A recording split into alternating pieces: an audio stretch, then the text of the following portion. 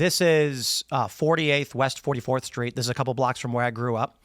And it's all just beautiful, lush fields surrounded by fences. That's what it is. I wonder if I can go back in time. Oh, yeah, look at this. That's where black people used to live. Huh. Look at all these houses. They fucking destroyed because instead of saying we want to deal with the crime, they went in, evicted all of the black people, and ripped their homes down. I'm not sure about the particulars of this, Tim, but like we're not here to discuss was this it's my smart or not. I mean, if this happened in your neighborhood, I'm really sorry about that. But we're not here to discuss this, right? Are we here to discuss the bulldozing of homes? Or are we here to discuss 2011, the National Guard? We're here to discuss what is the solution to the problem of crime. And is it, you can make the argument that there's a pie in the, actually, let me put it this way. I from this neighborhood, growing up in Chicago, who have lost friends to the gang violence and the crime and the drug trade, who have friends who've witnessed corpses being dragged down alleys, who was personally shot at. The hot dog stand, the little shop that was 2 blocks from where I grew up, had bullet holes in its bulletproof windows. And I don't want to pretend like that's the apocalypse, because I know that life was bad when we all lived in the woods and were fighting each other in war in Europe or Asia or whatever it may have been. I get it. Science, technology has improved, but children shouldn't grow up in places like this. Crime shouldn't be this way. Now, my whole life, I've been told by Democrats, the solution is not to arrest these people and to let them go. And when the crime got so bad and the people were so pissed off that it wasn't tenable anymore, what did they do?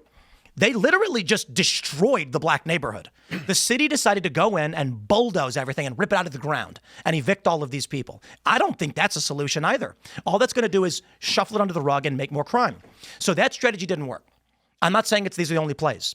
Donald Trump's play is the estimates are about 80 National Guard per city. And what they'll likely be doing is picking up trash. They do not have the authority to enforce the law, local law. But the idea is, in these areas where gangs come into, like Vidham Park, where I grew up, where you'd see 15 black teenagers come into our neighborhood and just steal everything from you.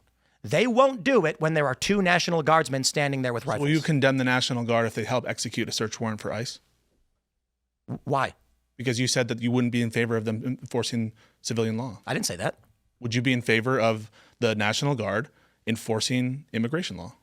Should there be a declared emergency under color of law and it's legal and allowed? Well, one of the ways in which you're trying to sell this is you're saying they're just going to be standing there as a presence, a show of force. That's the argument. I think that is by itself also problematic under our history and framework of our Constitution, where we're specifically scared of standing armies, and the founders especially, right? They have every 2 years, right? The army lapses. There's a requirement in the Constitution. You're not arguing what I'm talking about. What I'm trying to say is there's a big concern to have military domestic presence of the military. No, there isn't. You said one of the way that you were there isn't in our history? No. Don't. Where are you from? Are you from Chicago? I'm from New York. Oh, you're from New York. Yeah. I find it very difficult, having experienced the things that I did, to have people not from this place tell me that I don't want National Guard in my home. I didn't say that. I said our history. Yeah, okay, I get that. I am begging Donald Trump to send in the National Guard to put an end to this shit. But part of the way that you're selling it is, don't worry, they're not going to enforce civilian law. That's part of what you're selling. I said the plan was this. And I also said in some circumstances, an illegal deployment of the National Guard would be good. Oh. What's your solution to this? What's your solution? I don't know. We're not here to discuss my broader solution to crime. You don't have one. Wait, we're not here to discuss my broader solution to crime, are we? Are we here to discuss crime generally, or the deployment of the National Guard and the military? Whether that's something we support. The underlying issue of the deployment of the National Guard is the crime. It's because of murder. It's because of the crime. Okay, because of murder, we think that we should deploy the military. So would you be in favor of... I think you need to do whatever it takes to make murder stop. Even doing illegal stuff, right? Yeah, because... What is illegal? Is that right? He who saves his country violates no law. So this is the fascinating thing. Legal and illegal... You say fascism. You say, is this fascism? And what I'm hearing right now is, it doesn't matter if it's legal or illegal, we're going to support it. Right, so you support the legal destruction of the black neighborhoods? No, I mean, I don't know that you're representing it fairly, but... I just showed you. Okay, just because they tear down a neighborhood doesn't mean it was done in violation of, like, the rights of these people, or it was done... hang on. But you agree with... The legal destruction of the black community is okay. Is that what you said? So, just to be clear, you would agree that just because a neighborhood was bulldozed does not mean that was a wrong thing to do, right? Say that one more time. You're representing me for the first time, the fact that this neighborhood was bulldozed. I can't comment on it other than to say, if you're representing it correctly, that it was all done unfairly, Well, I'll put it like bad this. motive, then sure, then it was wrong thing to do. But that doesn't bear on whether or not the National Guard deployment is okay. Do you think that Donald Trump's argument for the deployment of the National Guard is legitimate, or is he making excuses? It's illegitimate, obviously. So in Chicago, there's not going to be a single Democratic politician who's going to come out and tell you, because crime got so bad, we flattened the black community. They're not going to say that. Yeah, but why are we playing this game of whataboutism when we're like, okay, the Democrats had a bad policy on crime. By the way, they've had multiple bad policies on crime over the course of decades and decades and decades. It's not whataboutism. It's quite simple. It's for decades, for generations. The Democrat policies, the liberal plans, the plans you're presenting, and the counter that you're making to Donald Trump has failed and has resulted in people that I know being dead. And the response from the city was, of course, they're going to give platitudes. We're going to beautify the area.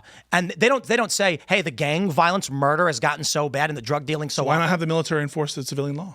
So deploying the National Guard is Trump's plan. And I say, I'll fucking take it. I will take it. So you would support the military enforcing civilian law, including immigration? In Chicago, 100%. Yeah. Because this is an emergency. So no one should believe you when you're doing this whole thing of, don't worry, they're just going to be standing there. You know they're not. You're lying. I didn't say that. He was just saying that's the plan. He's not saying Trump that's not the plan, because we saw what happened in L.A. And in L.A., they weren't just standing there. They were helping execute warrants. They were going and doing enforcement actions on cannabis farms. They were, making perimeters. They were doing arrests and searches. So it's not just the case. That's allowed. Their whole well, hang on. That's not illegal. That's enforcement of civilian law. And that's fine. Okay, the law says it's not. No, that's not correct. You're lying. Okay. Under certain circumstances, the president has the authority to invoke the National Guard to enforce national law, a local law. Not under posse comitatus. That's the Army, not the National Guard. The Army and the Marines. That applies to the National Guard and federal service. The Army and the Marines can enforce a domestic law if an emergency is declared and Trump invokes the Insurrection Act. The posse comitatus applies to National Guard troops called in federal service. Sure. Okay, so it does apply to them. It does. So there's two circumstances where the National Guard has more leeway to enforce domestic law when the law is not being enforced. We've gone over this for years now. Even liberals made the argument. If local law is not being enforced, the president has the right to call upon the state National Guard. Trump can bring in military, actual Marines and Army to enforce local laws if he invokes the Insurrection Act. He did not do that. So you think that there was an insurrection? Do you think there was an insurrection in L.A.?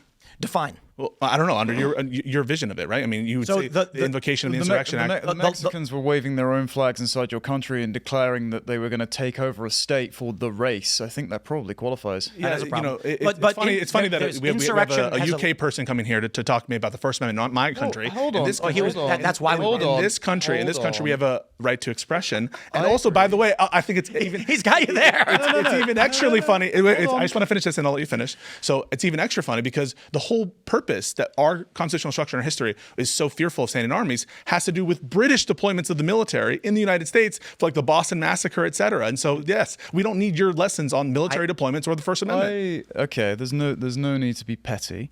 I was actually going to ask you a question in very good faith, so I would rein that in, please.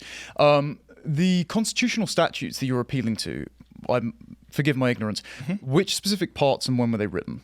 So 1878, I think, is posse comitatus. That's after, and the history is really helpful here because it was after President Grant's deployment of troops in the southern states, the reaction to that, and after the Hayes-Tilden election, they passed posse comitatus specifically because troops were in the South enforcing federal law, enforcing civilian law, and they didn't like that. And so Congress passed posse comitatus. And so, yeah, the history really, really helps my case here. Yeah, I wasn't trying to refute you. I was asking a sincere question. But you're being unnecessarily defensive. I'm not being combative with you.